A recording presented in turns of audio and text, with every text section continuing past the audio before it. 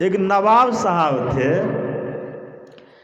नवाब साहब के यहाँ एक काजी रहते थे। नवाब कहते हैं बादशाह को और काजी कहते हैं जज को। तो नवाब साहब ने काजी से पूछ दिया, बतलाओ ईश्वर कहाँ रहते हैं, वे कहाँ मिलते हैं, कैसे मिलते हैं, किधर देखते हैं और क्या करते हैं। तो काजी कभी सत्संग नहीं किया था, कभी साधु संतों के संग में नहीं गया था। उसे क्या मालूम ईश्वर कहाँ रहते हैं, कहाँ मिलते हैं, कैसे मिलते हैं, किधर देखते हैं और क्या करते हैं।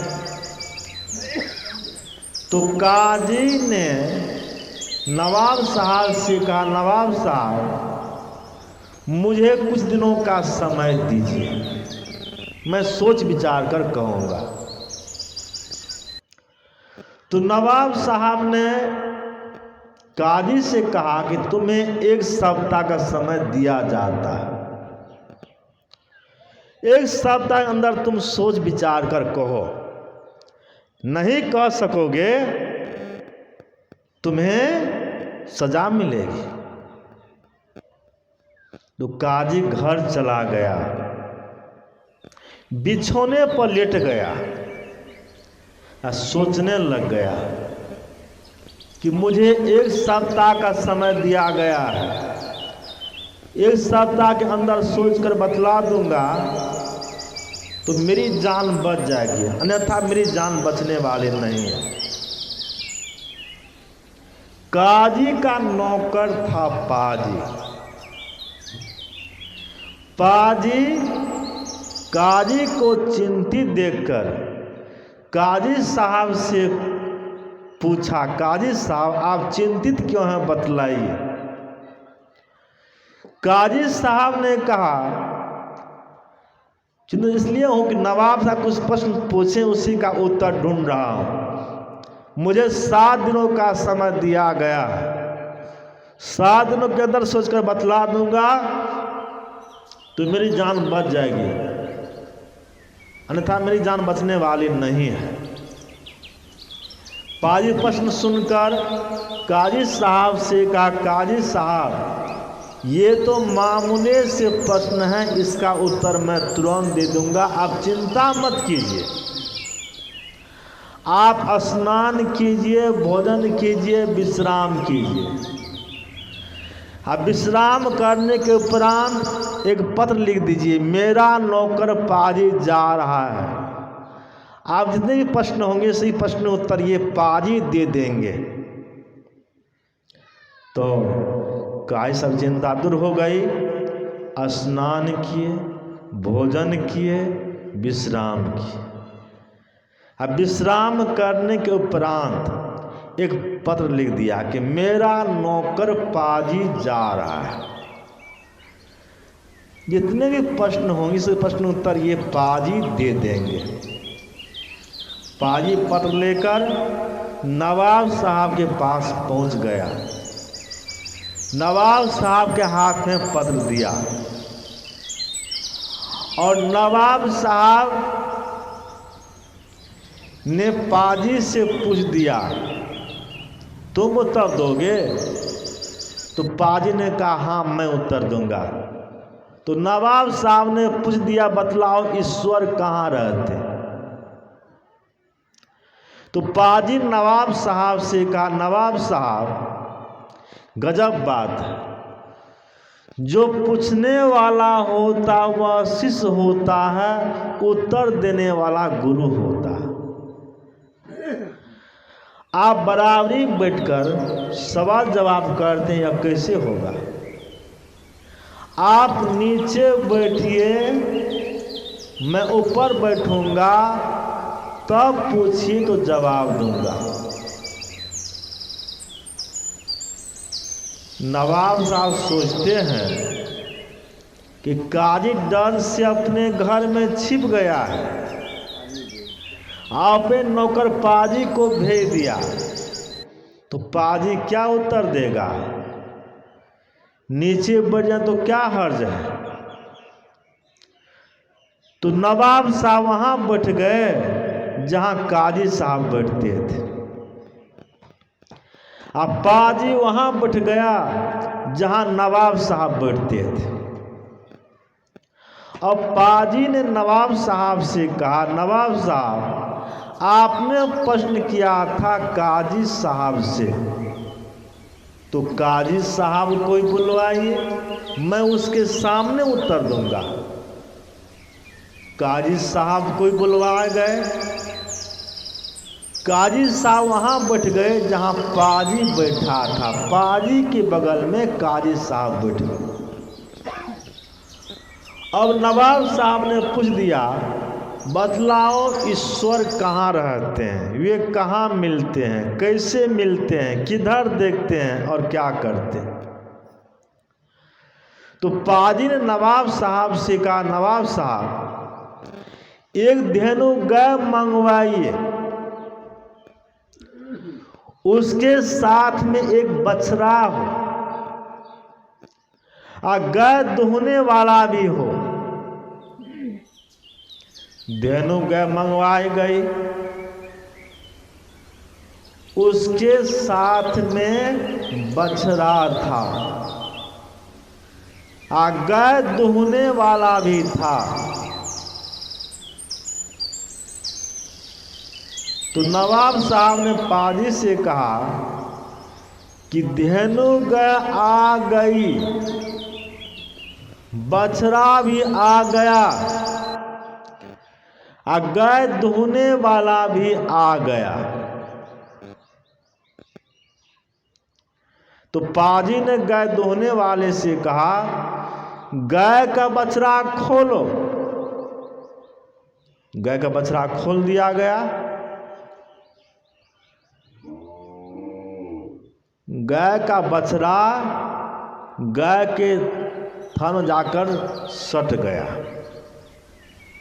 गाय पनहा गई, बछड़ा को अलग कर दिया और 10 किलो का मटका था, दूध से भर लिया। पाजी ने गाय दोने वाले से कहा, दूध का मटका इधर लाओ। नवाब साहब ने झट से कह दिया कि गाय मंगवाई गई थी जवाब देने के लिए कि दूध लेने के लिए। पाजी ने नवाब साहब से कहा, नवाब साहब आपका ही जवाब तो दे रहा हूं, आपका ही उत्तर तो दे रहा हूं, आप समझ नहीं रहे हैं। गाय का थन छोटा है, मटका बड़ा है, तो 10 किलो दूध गाय के छोटे थन में था। गाय का दूध गाय के समूचे शरीर में था। गाय के समूचे शरीर को चीर दीजिए, गाय का दूध कहीं नहीं मिलेगा। गाय का दूध जब भी मिलेगा तो गाय के थन से मिलेगा। उसी तरह से ईश्वर तो सब जगह है।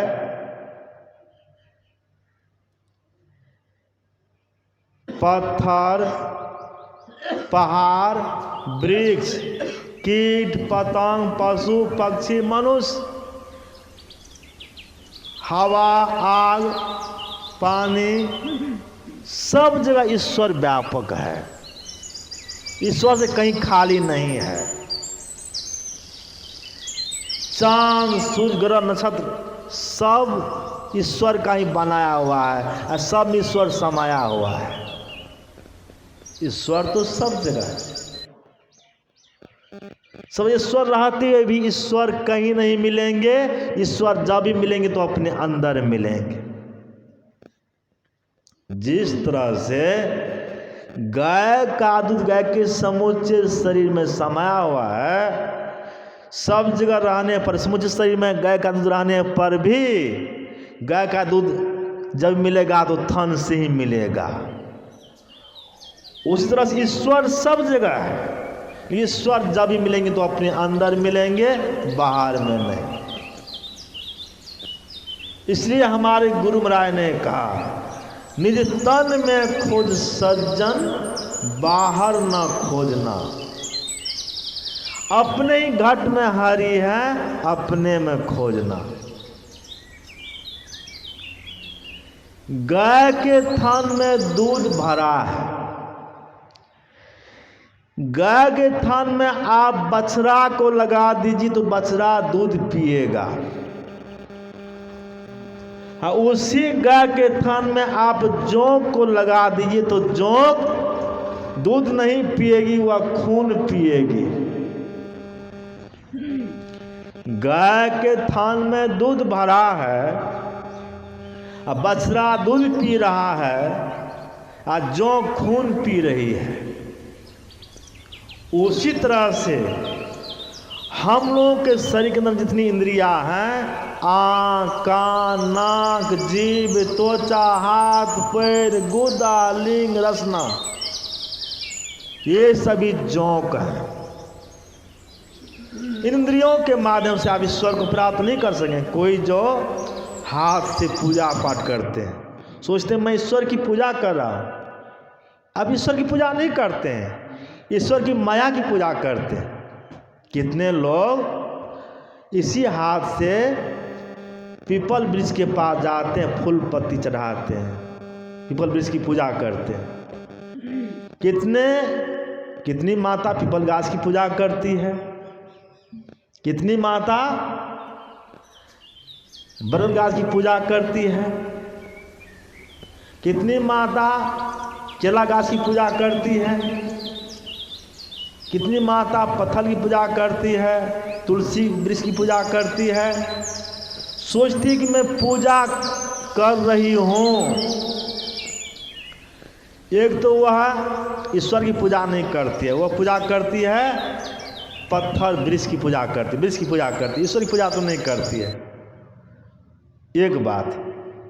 दूसरी बात, वह माया की पूजा करती है, ईश्वर की नहीं। वृक्ष की पूजा करती है, वृक्ष जड़ पदार्थ है, पत्थर जड़ पदार्थ है, उसकी पूजा करती है, तो वो ईश्वर भी नहीं है। तो उसकी पूजा करने से मोक्ष तो नहीं मिलेगा, मोक्ष तो बहुत दूर है मिलना। अब मनुष्य का शरीर भी नहीं मिलेगा,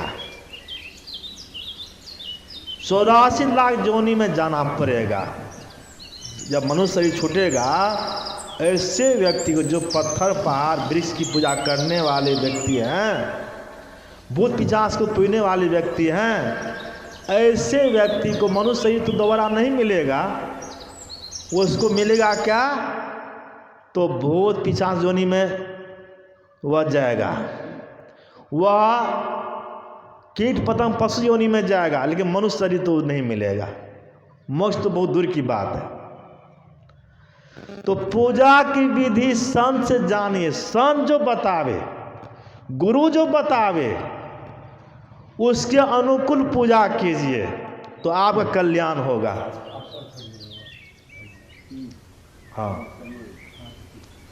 हाँ, बोलिए प्रेम श्री सद्गुरु महाराज की।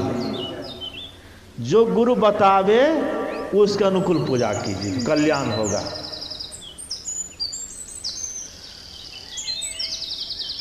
तो मैं कह रहा था कि अपने अंदर में ईश्वर मिलेंगे, बाहर में नहीं। ईश्वर खोज अपने अंदर में कीजिए।